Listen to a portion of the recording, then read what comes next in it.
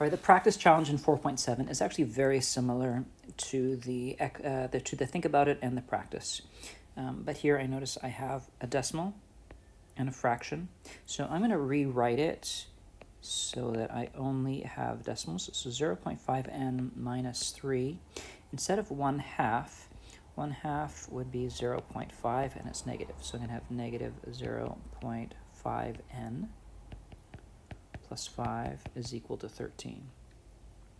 And this is a minus. So you always have to worry or be careful with the negative signs. So I'm using the distributive property. I'll change colors here.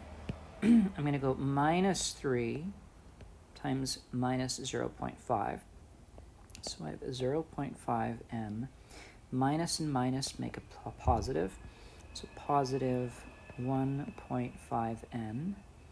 Then I'm going to go minus 3 times plus 5. So that's minus 15 is equal to 13. Now I combine the like terms. I combine the variables here. Now, in order to put the constants on the same side, I'm going to have to use the inverse. So I'm going to have to add 15.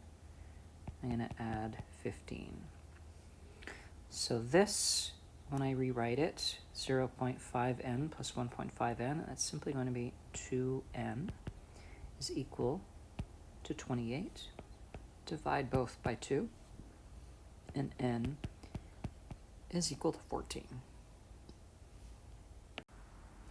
In this question, I actually think that using distributive property is easier because otherwise I would have to divide everything on both sides by 3. And I see that 13 divided by 3 doesn't work out nicely. I'm going to have something like 4.25, which I can absolutely use.